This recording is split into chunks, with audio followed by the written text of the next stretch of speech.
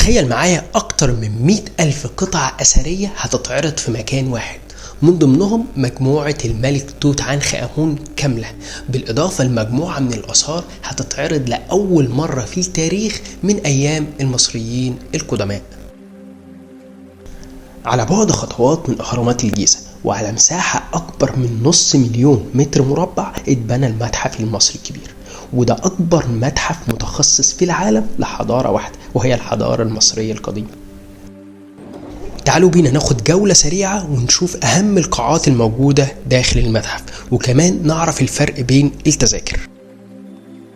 في البداية بالنسبة لتذكرة الدخول، احنا عندنا نوعين من تذاكر الدخول للمتحف المصري الكبير، تذكرة مصحوبة بمرشدين وتذكرة عادية. التذكرة المصحوبة بمرشدين هي التذكرة اللي المتحف المصري بيوفر معاها مرشد سياحي من داخل المتحف، بيعمل معاك كل الجولة الموجودة داخل المتحف وبتزور كل القاعات وبتمشي على البرنامج اللي المتحف المصري حاطه. اما بالنسبة للتذكرة العادية فانت بتتجول في المتحف براحتك من غير مرشد سياحي. وبمجرد ما بتعمل سكان للتذكرة بتاعتك وبتمر من البوابات الأمنية بتلاقي قدامك الجولف كار اللي المتحف المصري موفرها مجانا. وبمجرد وصولك بالجولف كار هتلاقي قدامك مدخل المتحف المصري الكبير، وهتلاقي في استقبالك الملك العظيم رمسيس الثاني وسط بحيرة مائية صغيرة جدا ولكن لها معنى تاريخي كبير هنشوفه مع بعض. المتحف المصري الكبير مش بس بيت للماضي، ده بوابة للمستقبل وتجربة ثقافية كاملة هنعيشها داخل مكان واحد.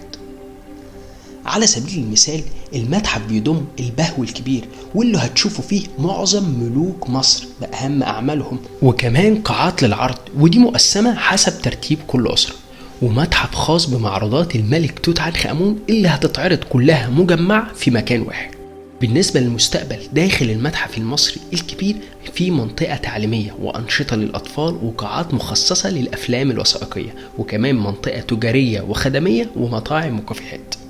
طيب تفتكروا بس كده؟ لأ، كمان موجود بداخل المتحف أكبر مركز لترميم الآثار في الشرق الأوسط، وده من خلاله بيتم ترميم القطع الأثرية قبل عرضها. كمان في حاجة مهمة داخل المتحف المصري، فاكرين المراكب الملك خوفو أو مراكب الشمس اللي كانت موجودة جنب الهرم الأكبر؟ دي كمان موجودة بداخل المتحف المصري في متحف خاص بمراكب الملك خوفو. بالمناسبة أنا حابب أقول لكم إن التصميم والمبنى الخاص بالمتحف المصري كامل هو سرد بصري